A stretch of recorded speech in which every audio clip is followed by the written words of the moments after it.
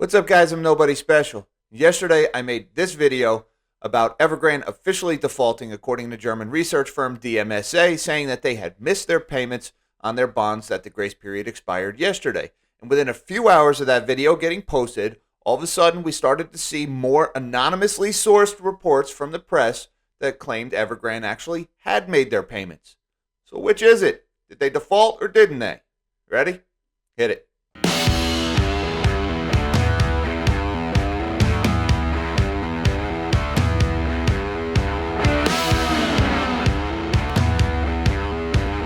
Thank you for joining me. I'm Jack Gamble, and I'm Nobody Special. And if you're sitting there scratching your head wondering, has Evergrande defaulted or haven't they?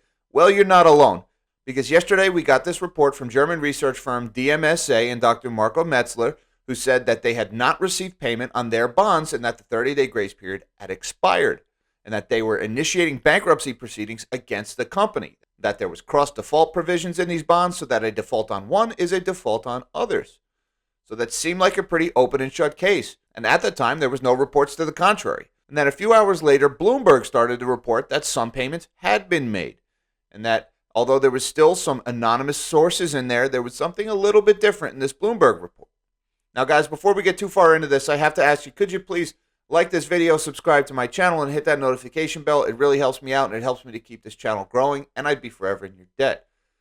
So with that, let's shrink my big fat melon of a head and let's get into these articles and see what in the world is going on with Schrodinger's bonds, which apparently can be both in default and not in default at the same time until somebody proves one way or another what is going on.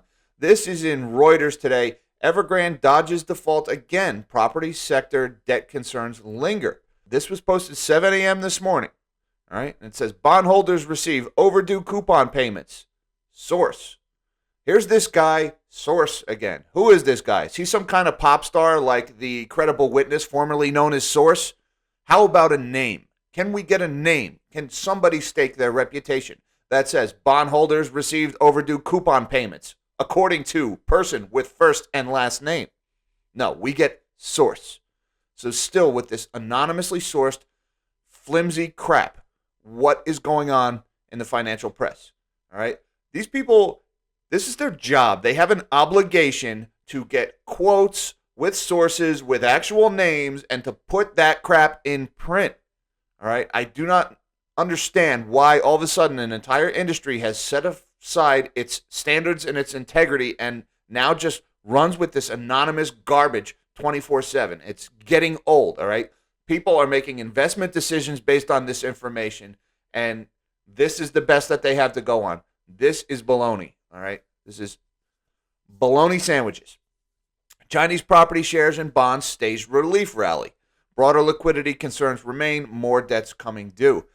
Getting into the article, it says cash-strapped developer China Evergrande Group once again averted a destabilizing default with a last-minute bond payment, but the reprieve did little to alleviate strain in the country's wider property sectors.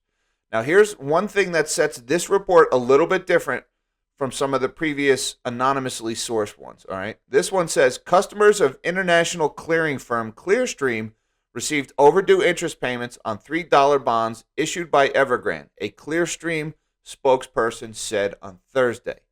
All right, so this is different now. This is at least modestly more credible than some of the previous reports that just said according to people with knowledge or according to Source. This guy's Source is everywhere. Now we still don't have a name, but we have a company name. Now we have somebody, a Clearstream spokesperson said on Thursday. This Clearstream spokesperson still does not have a name, but at least we've got a company here. So I would say this is slightly more credible than some of the previous rumor, anonymously sourced hearsay crap that the press has published. But again, still, this does not inspire a lot of confidence. Let me put it that way. All right. Now, there is another layer to this story, and I want to thank Reddit user u/GlassesTheLoke, who is out there in r superstonk, which is a great subreddit, by the way. I highly recommend that. If you are of the ape persuasion and you're interested, check that out. And he was kind enough to take this article from Manager Magazine, which is a German publication, and he ran it through Google Translate. So I'm going to read you a little bit off of his post here. Again, Glasses to Look, thank you, sir, for doing this. Now, this is not some random bot account, right? This guy's got a pretty high karma score. He's been around for a couple of years, so this is credible here. The popular German publication Manager Magazine has just published an article, Creditors from Berlin are preparing to file for bankruptcy against Evergrande. I translated it for you. DMSA is real and is going to court. Okay, so again, this is all through the filter of Google Translate. But we got, once again, real estate giant Evergrande failed to pay interest on bonds, more than 20 other offshore bonds, and therefore considered to have defaulted, says Marco Metzler, the credit analyst, prepares a bankruptcy petition against Evergrande for creditor DMSA. Now, this is dated today, and there's some interesting things here that I want to mention, all right? And they're specifically addressing this rumor with the Clearstream spokesperson, okay? The fact that individual creditors may have received interest payments, as Bloomberg reported on Thursday night, citing the payment processor Clearstream, would not prevent the DMSA from doing so. Metzler added on Thursday when asked again, we're sticking with it. As a public bondholder, the DMSA has not yet received any payments, which leads to Evergrande's default. So what Metzler is saying is, regardless of what Clearstream is saying, maybe some of their clients receive payments or maybe not, but what he is saying is that DMSA has not received the payments. Remember, there are cross-default provisions in these bonds. A default on one is a default on all of them. So while he's saying, regardless of what Bloomberg is reporting, that Clearstream's spokesperson is saying, DMSA has still not received any payments, which leads to a default. According to the rules, all of the real estate giants' other offshore bonds would have the status of default and therefore be deemed to have failed, according to Metzler. Cheated investors could now file for bankruptcy, affirmed the former Fitch ratings analyst. And they go on to quote Metzler again, we asked numerous investors we knew. They couldn't confirm any incoming payments, Metzler said in an interview with Manager Magazine a few days ago. Evergrande had again declined to comment on both Wednesday and Thursday. Metzler goes on to say, we at DMSA deliberately bought bonds from Evergrande knowing full well that we will probably not get them back in order to finally bring transparency into this opaque news of alleged interest payments. So, again, we have got one anonymous source with a company name attached to it saying, yeah, the payments were made. We've got DMSA and Dr. Metzler saying, no, the payments haven't been made. We haven't got our interest rate, so we are taking them to court.